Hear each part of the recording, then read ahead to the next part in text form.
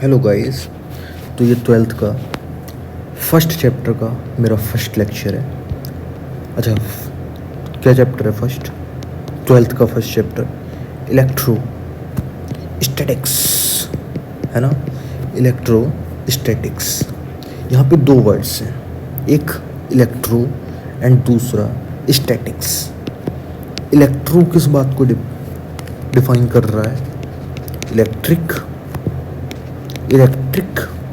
Effect को। और static किस बात को डिफाइन कर रहा है? स्टैटिक्स किस बात को डिफाइन कर रहा है? स्टैटिक चार्जेस को, है ना। ये दो वर्ड्स इस बात को डिफाइन कर रहे हैं। किस बात को? इलेक्ट्रिक इफेक्ट और स्टैटिक चार्जेस। तो भाई क्या मतलब? ये मतलब कि स्टैटिक चार्जेस की वजह से स्टैटिक चार्जेस की वजह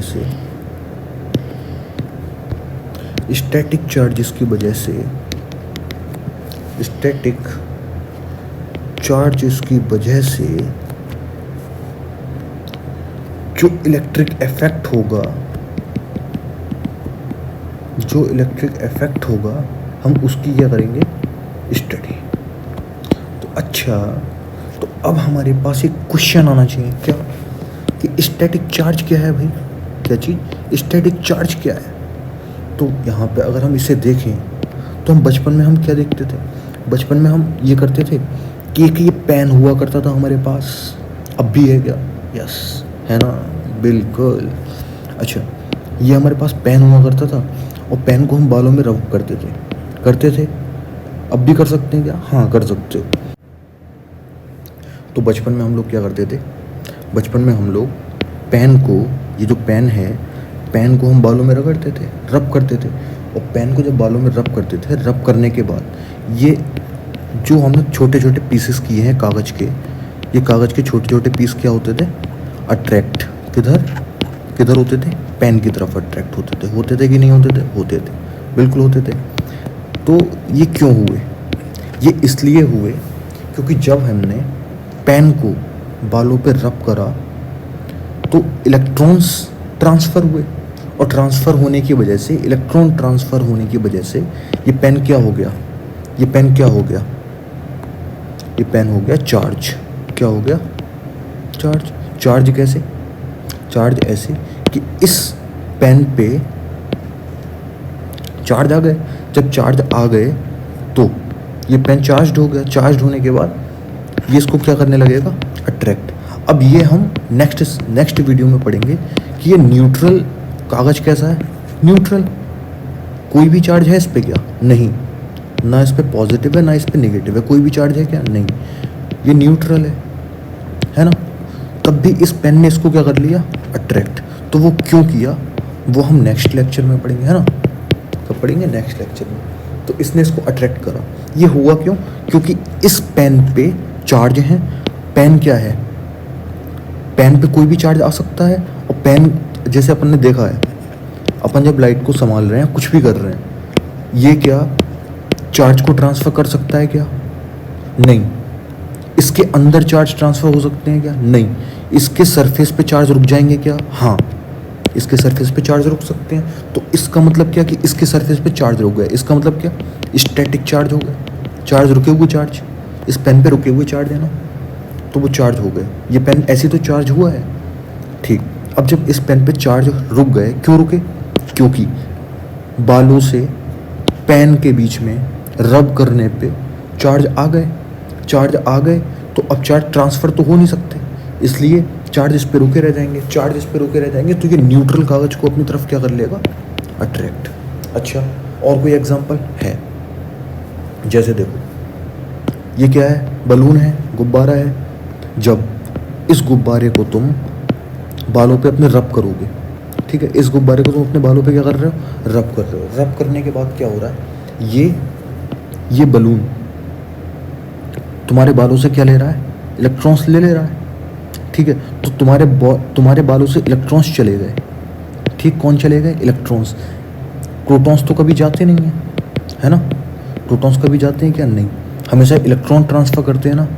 तो बालों से या तो दो ऑप्शन थे, या तो फिर बालों से गुब्बारे पे इलेक्ट्रॉन ट्रांसफ़र करेंगे, या गुब्बारे से बालों पे इलेक्ट्रॉन ट्रांसफ़र करेंगे, लेकिन गुब्बारे पे यानी कि बलून पे इलेक्ट्रॉन्स ट्रांसफ़र होने हैं या फिर बालों पे इलेक्ट्रॉन्स ट्रांसफ़र होने हैं, वो किस बात पे डिपेंड करेगा? मटेरियल की प्रॉपर्टी पे, कि कौन इलेक्ट्रॉन जल्दी मूव कर सकता है ना, कौन जल्दी इलेक्ट्रॉन्स को मूव कर सकता है। तो यानी कि इसमें जो बलून के इलेक्ट्रॉन होंगे वो ज़्यादा टाइटली बाउंडेड होंगे, इसलिए बालों पे से इलेक्ट्रॉन्स किस पे आ गए? बलून पे आ गए। अच्छा, बालों से इलेक्ट्रॉन आ गए बलून पे, तो ये बलून दोनों कैसे हो जाएंगे? ये बैलून दोनों कैसे हो जाएंगे? Negatively charged. कैसे हो जाएंगे? निगेटिवली चार्ज्ड, है ना, CHARGET, है ना। तो ये, और ये हेयर्स कैसे हो जाएंगे? Positively charge. हर तरफ से क्या? नहीं, जहाँ पे रब होंगे, है ना, जहाँ पे रब होंगे सिर्फ वहीं पे। अच्छा, अब तुम जब इन बलून्स को, इन दोनों बलून्स को, ये जो दो बलून्स हैं, इन दोनों बलून्स को तुम जब पास में लेके आओगे, ये कैसे हैं? Negatively charged. कैसे हैं? Negatively charge. जब इन दोनों बलून को तुम पास में लेके आओगे तो ये दोनों एक दूसरे को क्या करेंगे? रिपल। क्या करेंगे? रिपल, है ना। क्यों करेंगे? क्योंकि दोनों सेम नेचर के हैं, है ना। Same nature in sense of कि दोनों पे निगेटिव चार्ज है। अगेन कौन आया भाई? स्टैटिक चार्ज, है ना। कैसे स्टैटिक चार्ज भाई? ऐसे स्टैटिक चार्ज कि इस बलून पे और इस बलून पे दोनों पे कौन रुके हुए हैं? निगेटिव। इसीलिए तो ये अपना इफेक्ट दिखा रहा है, अपना ये फोर्स दिखा रहा है। अच्छा, अगर ये बात हुई तो हमारे दिमाग में एक क्वेश्चन आना चाहिए कि फिर चार्ज क्या होता है भाई, है ना। चार्ज क्या होता है ना। चार्ज कह लो या फिर कह लो इलेक्ट्रिक चार्ज। क्या चीज़? Electric charge. तो अगर ये क्वेश्चन आता है तो इलेक्ट्रिक चार्ज क्या है बताओ, सोच के देखो एक बार। तो क्या है इलेक्ट्रिक चार्ज? इलेक्ट्रिक चार्ज, सोच के देखो, इलेक्ट्रिक चार्ज क्या हो सकता है? इलेक्ट्रिक चार्ज है, इलेक्ट्रिक चार्ज जो है यानी कि चार्ज जो है किसी भी मटेरियल की क्या है? किसी भी मटेरियल का नेचर है। क्या है? किसी भी मटेरियल का क्या है? नेचर है। जिस नेचर की वजह से वो मटेरियल क्या क्या प्रोड्यूस कर सकता है? Electric field. क्या प्रोड्यूस कर सकता है? Electric field and magnetic field, है ना। Electric field and magnetic field. अच्छा, अगर इसकी डेफिनेशन लिखना चाहें तो क्या लिखेंगे? The charge of a substance or particle of an object is the nature due to which it produces and experiences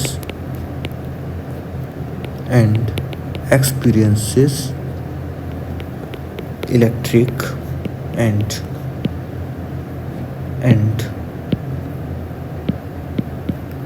magnetic effect.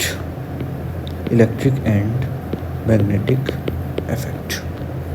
अच्छा, अब ये आता है कि भाई अब हमको पता होना चाहिए कि 1 कूलम्ब इज इक्वल टू कितना होता है? 3 × 10⁻⁹ ESU। ESU क्या है? ESU मतलब इलेक्ट्रोस्टैटिक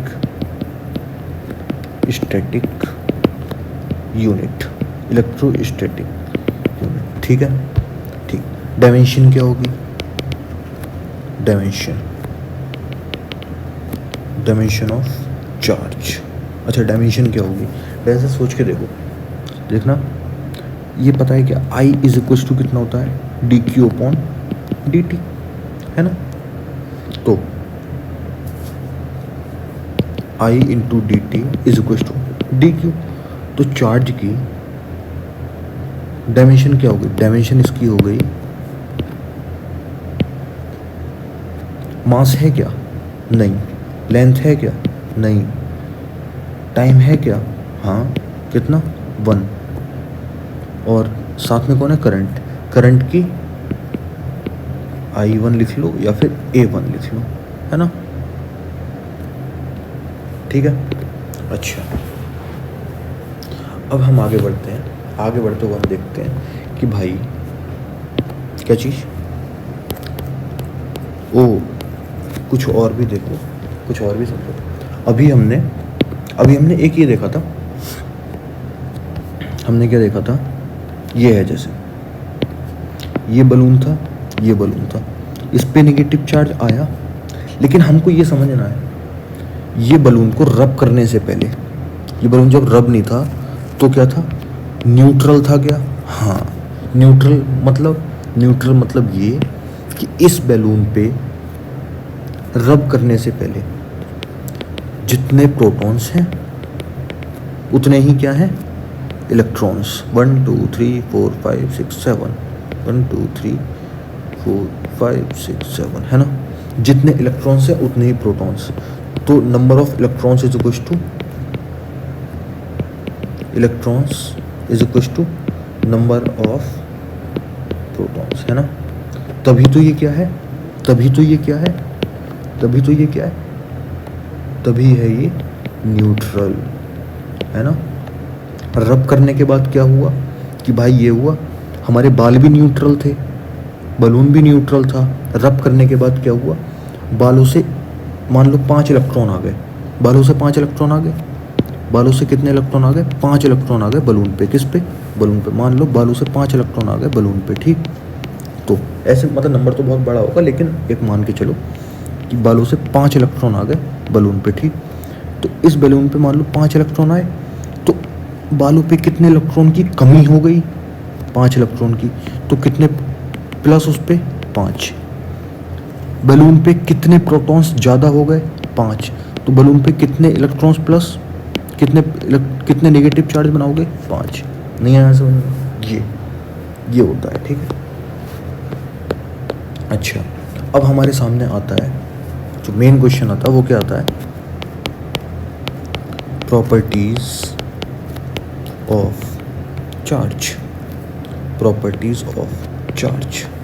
अच्छा properties of charge, properties of charge, properties of charges, अच्छा क्या होंगी, सबसे पहली प्रॉपर्टी ये है कि चार्ज क्या है, स्केलर क्वांटिटी, कैसी क्वांटिटी, स्केलर, अच्छा सिंपल, स्केलर क्वांटिटी मतलब क्या कि भाई उसे डायरेक्ट ऐड कर दूँ, डायरेक्ट ऐड मतलब जैसे 2 + 3 कितना 5 ऐसे करके, है ना, जो वेक्टर क्वांटिटी होती है उनको डायरेक्ट ऐड कर सकते हो क्या, नहीं, जैसे vector A plus vector B direct बन के, जैसे हम क्या बताएं, जैसे ये है 2i कैप + 3j कैप, कितना होगा ये, डायरेक्ट ऐड कर सकते हो क्या, नहीं कर सकते ना, हाँ इनको डायरेक्ट ऐड नहीं किया सकता, हमेशा इनको ऐसी फॉर्म में लिखोगे, इसका मैग्नीट्यूड अगर पूछा है, जैसे मान लो ये ए वेक्टर है, तो ए वेक्टर का अगर मैग्नीट्यूड पूछा है तो कितना,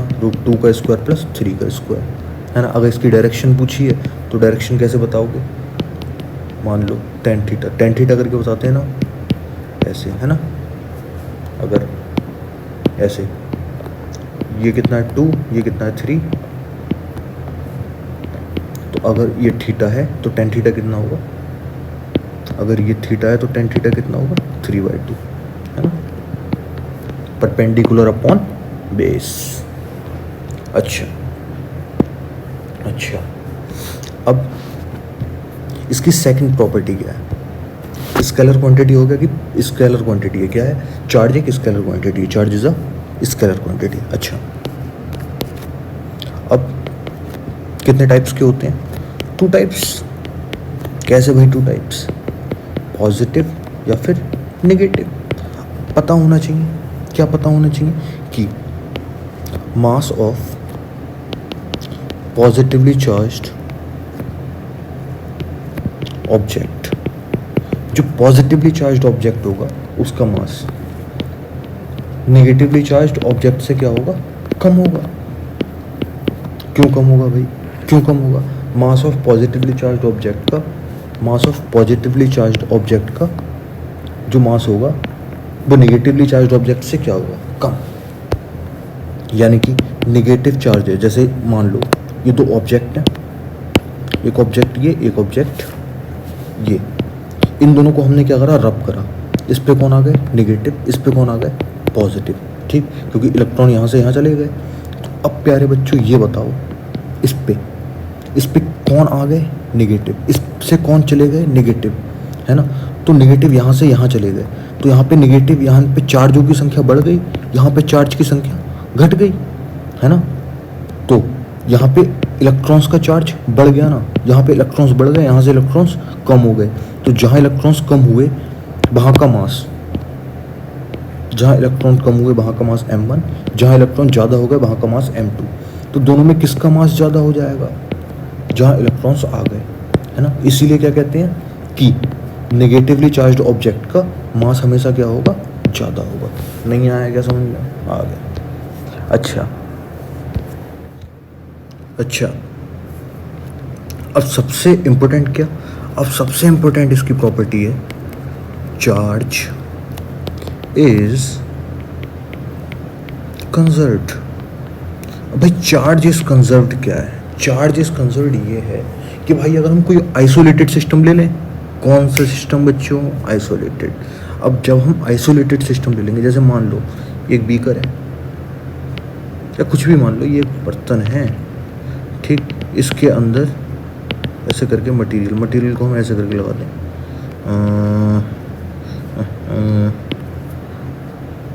ये 2-4 मटेरियल रखे हुए हैं 2-4 तरीके के, ठीक है। और इसको हमने क्या कर रखा है, आइसोलेटेड, ठीक। आइसोलेटेड मतलब न बाहर का कुछ आ सकता न अंदर का कुछ जा सकता, ठीक। कैसा सिस्टम, आइसोलेटेड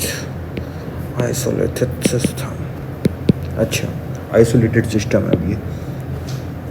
अब मान लो इसका चार्ज कितना, -2, इसका चार्ज कितना, +4, इसका चार्ज कितना, +6, इसका चार्ज कितना, मान लो +2। तो इसका टोटल कितना आया, इसका टोटल आया 10। अच्छा, अब हमने इस सिस्टम को क्या करा कि हमने इस सिस्टम को मूव कराया। क्यों कराया मूव, कि ये जो अंदर रखे हुए हैं ये ऑटोमेटिकली एक दूसरे से क्या करें, रब करें। जब ये एक दूसरे से लड़ेंगे, झगड़ेंगे, रब करेंगे तो क्या होगा बच्चों, तो ये होगा कि चार्ज एक मटेरियल से दूसरे मटेरियल में, तीसरे मटेरियल, चौथे मटेरियल में क्या हो जाएगा, ट्रांसफ़र। एक मटेरियल से दूसरे मटेरियल में चार्ज हो जाएगा ट्रांसफ़र। अब जब चार्ज ट्रांसफ़र हो जाएगा तो क्या होगा, तो ये होने वाला है बच्चों, देखो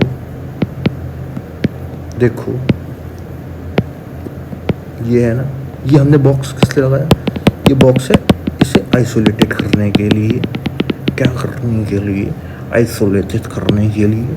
अच्छा, अब देखना, ये देखो, ये देखो, ये देखो, ये देखो।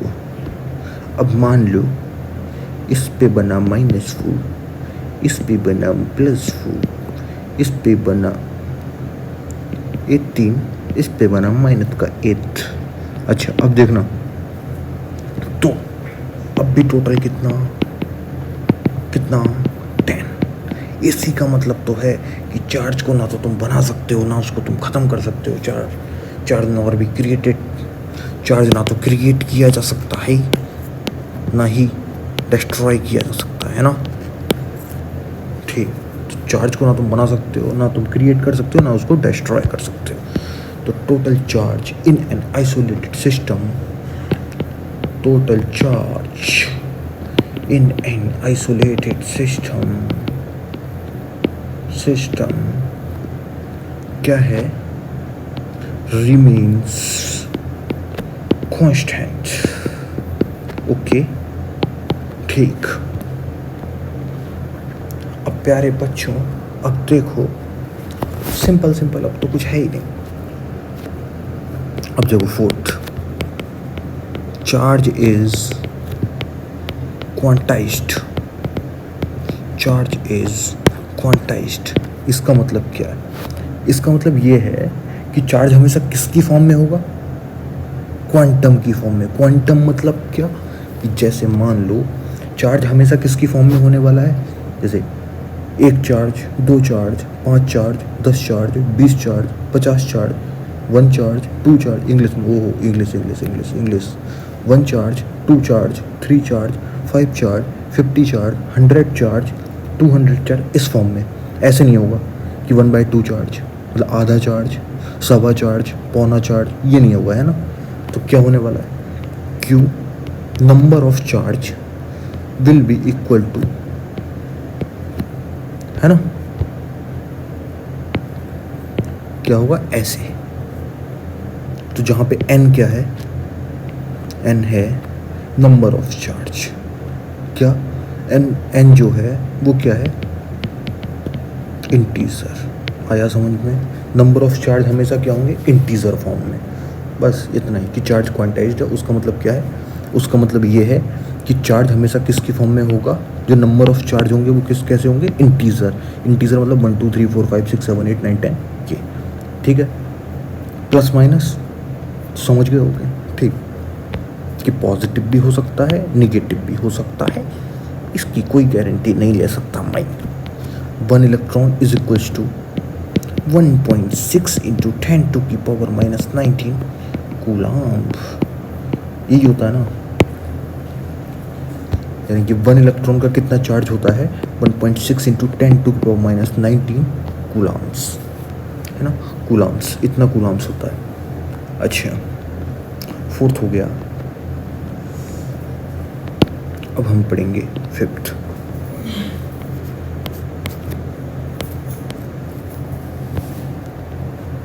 देखो, चार्ज जो है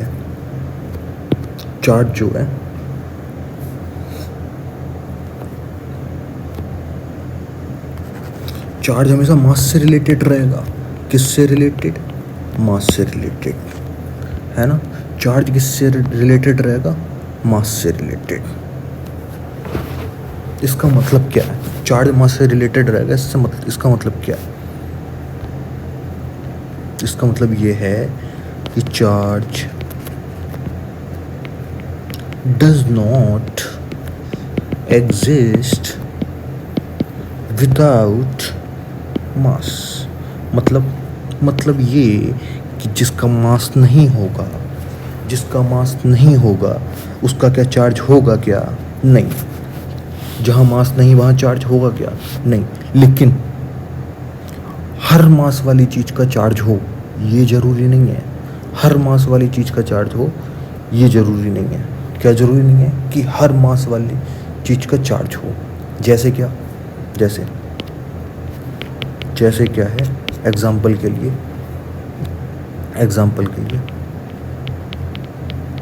फोटॉन्स हो गए, न्यूट्रॉन्स हो गए, है ना। इनके पास क्या होता है?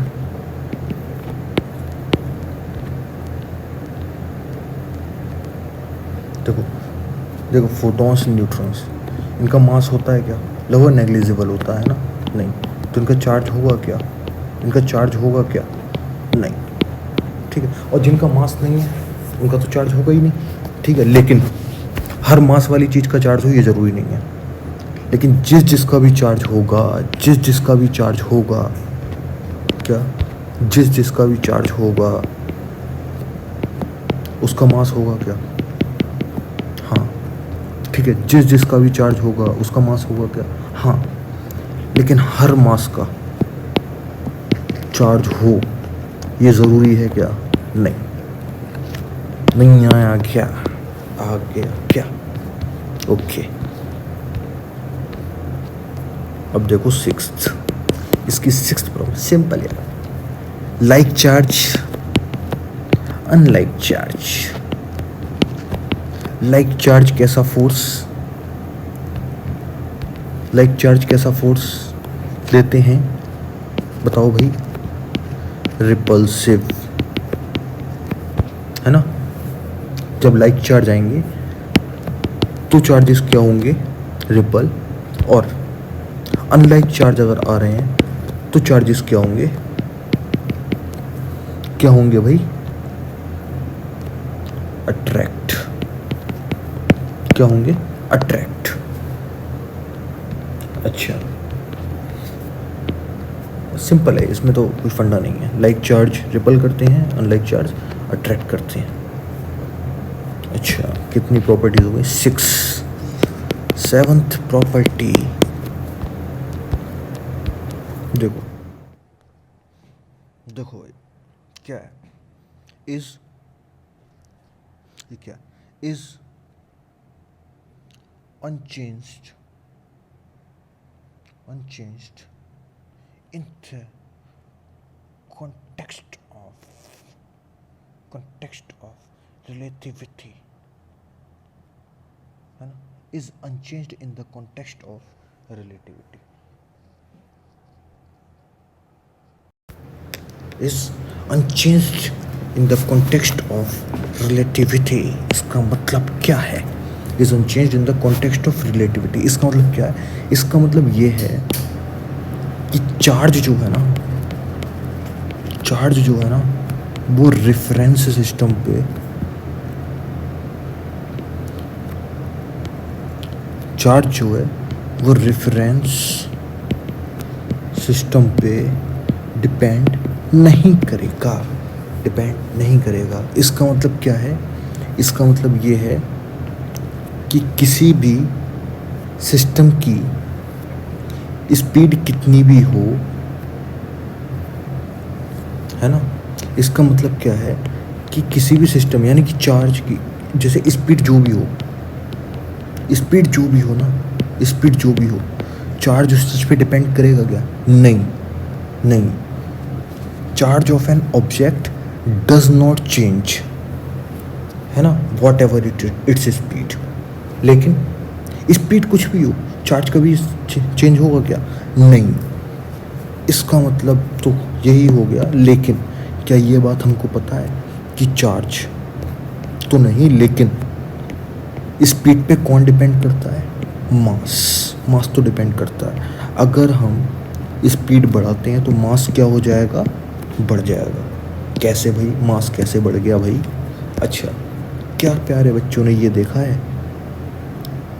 बहुत छोटी सी चीज़ है, बहुत छोटा सा कोई पार्टिकल है, या मान लो एक छोटी सी गिट्टी है, कंकड़ है, उसे तुमने पकड़ा और हल्के से फेंका और मारा किसी भी चीज़ पे, तो क्या उसका इफेक्ट ज़्यादा होगा? नहीं। वहीं उसी छोटी सी कंकड़ को तुम बहुत तेज़ी से कहीं पे मारो तो वो बहुत तेज़ी से लगेगी, बहुत तेज़ लगेगी ना, तो उसका मास बढ़ गया एकदम से, तभी से तेज़ लगी। नहीं तो तुम लेना एक वेट मशीन, और वेट मशीन पे तुम क्या करना, वही कंकड़ तुम लेना और उस कंकड़ को बहुत तेज मारना। पहले तो हल्के से मारना, तो यहाँ पे जो रीडिंग आएगी वो कम आएगी। उसके बाद इसी कंकड़ को तुम बहुत तेज मारना, तो जो रीडिंग आएगी वो ज़्यादा आएगी। इसका मतलब स्पीड बढ़ाने पर मास क्या हो जाता है? बढ़ जाता है ना? लेकिन स्पीड पर क्या चार्ज डिपेंड करेगा? नहीं।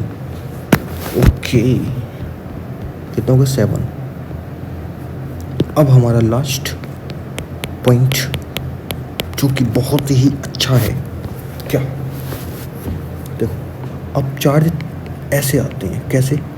स्टेशनरी चार्ज आता है ना? स्टेशनरी चार्ज अपने आसपास कैसा फील्ड देता है? Electric field. समझना बात को, कैसा फील्ड देता है? स्टेशनरी चार्ज अपने आसपास कैसा फील्ड देता है? स्टेशनरी चार्ज अपने आसपास कैसा फील्ड देता है? Electric field. इसीलिए इस चैप्टर का नाम क्या है? इलेक्ट्रोस्टैटिक। मतलब कि स्टैटिक चार्ज की वजह से कौन आएगा? Electric field. इसीलिए इसका नाम क्या पड़ा? इलेक्ट्रोस्टैटिक। अब तुम देखना दूसरा पॉइंट क्या है। इसी में स्टेशनरी चार्ज हुए, स्टेशनरी चार्ज के बाद uniformly moving charge, uniformly moving charge, मतलब एक्सेलरेशन कितना चार्ज का, 0। अब एक्सेलरेशन 0 हो गया तो ये कौन कौन से फील्ड प्रोड्यूस करेंगे, electric field and magnetic field. ये हम आगे पढ़ेंगे। यहाँ पे कौन कौन से फील्ड हैं, देखो चार्ज रुका हुआ है तो इलेक्ट्रिक फील्ड तो होगा ही होगा, ठीक है। अब यहाँ पे चार्ज की बात है तो इलेक्ट्रिक फील्ड तो होगा ही होगा, लेकिन मूविंग है तो मूविंग साथ में अपने कौन लेके आएगा, मूविंग चार्ज की वजह से कौन आएगा, मैग्नेटिक फील्ड, है ना। कैसा मूविंग है, यूनिफॉर्मली, इसलिए मैग्नेटिक फील्ड आया। अब तुम देखना, अब प्यारे बच्चों अब तुम देखो अब कैसा चार्ज है, एक्सेलरेटेड चार्ज, एक्सेलरेटेड चार्ज, कैसा चार्ज है, एक्सेलरेटेड चार्ज। एक्सेलरेटेड चार्ज क्या क्या प्रोड्यूस करेगा, electric field, magnetic field and